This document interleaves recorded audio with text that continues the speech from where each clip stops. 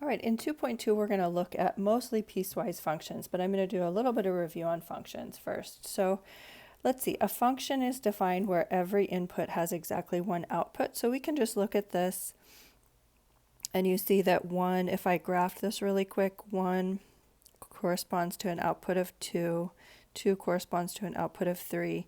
But here we have 1 also corresponds to an output of 3. So that means it is not a function. And that 0, 0 is fine. Okay, so that's the problem. So if you put a vertical line through a graph, if it hits your output more than once, then it's not a function. And this is a function, and I'll just show you graphically what that looks like. We've got 0, 1, 2, 3, 5. Okay, and you can see that there is no point at which a vertical line would hit more than once. It's okay that these lines have the same input. That's a different kind of function called one-to-one, and we're going to talk about that in this class as well. But for right now, we're just looking at what it means to be a function, and yes, this is a function. Okay, so now we're going to look at some other examples. So here we have this function. This is a function because when I put a vertical line, the upper graph has an open circle there, so it's not defined. So if I went in to an input of 100, I would see that I have an output there at, that looks like, around 25. Okay, and then if I went up to here to 100.001, that's where it bumps up. So this is a function. So here are some examples of very common functions, and we studied all of these in Math 103. So at this point, it is expected that you recognize what these functions would look like. So if you haven't put all this together in your notes, it's good to have these here. So let's look at, this is kind of a new one. We haven't looked at that at all. That basically, this would be like if you're really nice at tipping. So let's say your bill was $17.75 or 78 or something, right? You could just bump that up to 18 and then tip 20% on that. But let's say that you're super generous and your bill was, let's say, $17.15.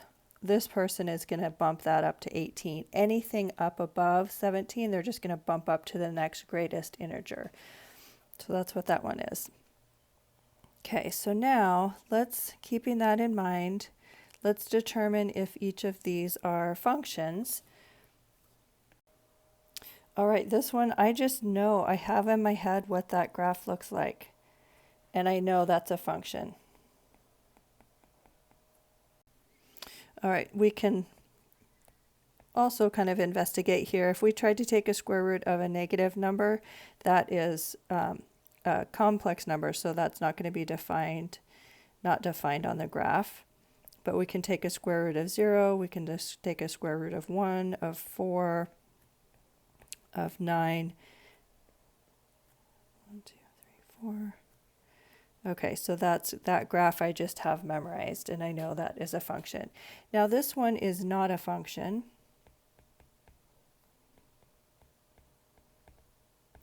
Okay, and the reason not is if we went to solve for y,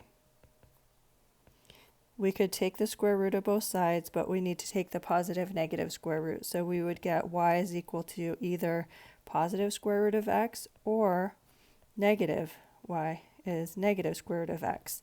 And graphically that looks like a parabola that opens horizontally. So that is not a function. Unlike y cubed, when we go to solve that one, we can take the cube root of both sides, and we get y is the cube root of x. So making an xy table for ourselves here, you can take the cube root of negative numbers, that's fine, of positives, that is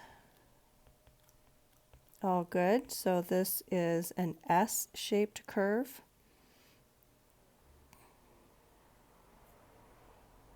That looks like that when you have an odd index. Okay, we're going to get into piecewise functions. So we looked at this graph a little bit earlier. So let's say a global data plan says, okay, for the first 100 megabytes, you're just going to pay $25. And then it's going to bump up another $20 for anything up to an additional 100 megabytes.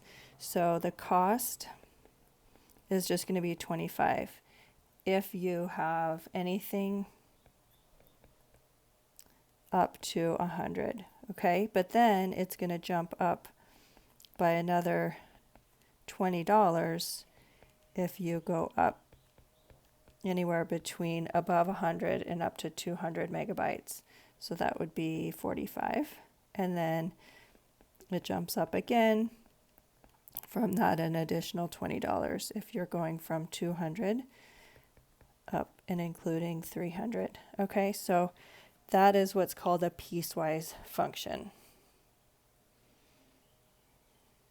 So let's graph one of these. Okay, so my graph is defined as f of x equals x squared if my x is down below and including 1. All right, so x squared, well, that's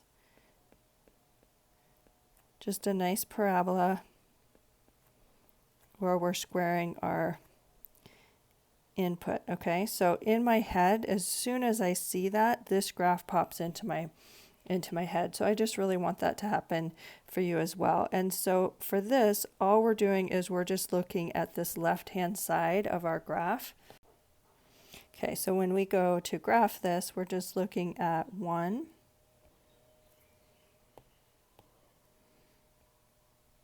0, 1, and 4. X, Y, right? So we're doing anything below 1. So you can kind of like, that's our limit. And we could be at 0, we could be at -1, -2, any of these. And we just square our input. Okay, so there's that graph. Just this nice parabola, including the 0. And we have an arrow going there because it can be anything less than 1 for the x, for the input. Okay, good. Now, the other one is defined as f of x is equal to 2x plus 1. Okay, what jumps into my head right now is slope and y-intercept. So slope is 2, y-intercept, the y value is 1. Okay, so what this looks like, it has a y-intercept of 1, and then it goes up slope of 2. And it could go in both directions, but for this it's only defined when x is bigger than 1. So there's our, so that just is what instantly comes into my head. So I would love that if that, you know, if that happened for you too. But if you need to make an XY table for yourself, that's okay. Okay, we're going anything bigger than 1. So I know this is where I'm going to start, but I don't include it. Okay, so let's see, 1, 2 times 1 is 1, 2, so that would be 3, right? So this is, I know that's where I'm going to go, 1, and start my graph, but it's just going to be an open circle. So for when x is 1 or bigger, right, these x's, that corresponds to the linear part of the function. And when x is anything smaller than 1, back here, that corresponds to the parabola. Okay, moving on. So this one is going to have 3 different sections. So the first one, we have y equals x plus 6. That's just a line. Y-intercept is 6. With a slope of 1. Okay, but that is just for the x's back behind -2. So you don't have to do all this with the extra graph. I'm just trying to show you kind of what pops into my head here. Okay, so anything less than -2. So let's see. -2 plus 6, that would be 4, but this is not included. And then -3, -4, -5, right? Anything less than that. So we'd have -3 plus 6, that's 3, 2, 1. So that section of the graph is at -2. And then we're up at 1, 2, 3, 4.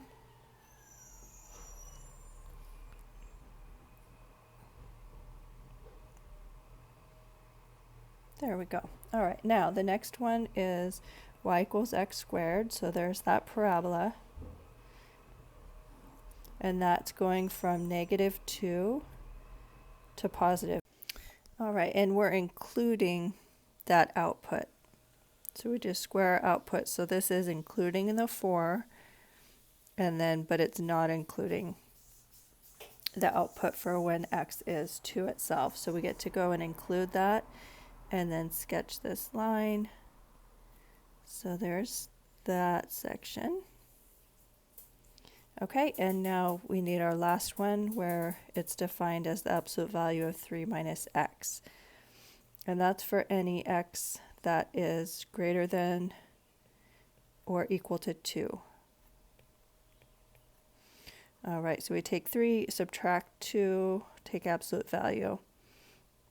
It would be 0. 3 minus 4 is -1, but absolute value of that is 1. Okay, so absolute value, what pops into my head, the parent graph is a V, but this one is just slid over. So let's see, we're at 2, and we're including, because of this equal, we're including that output there.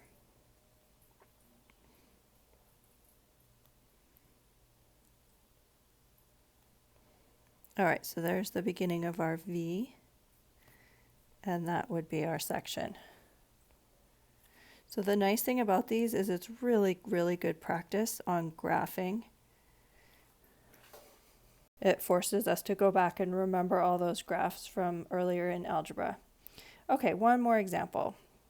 Pause the video, see if you can come up with what this one looks like.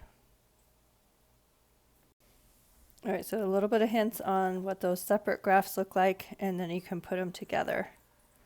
Really be thinking about that symbol. Who has the equal to?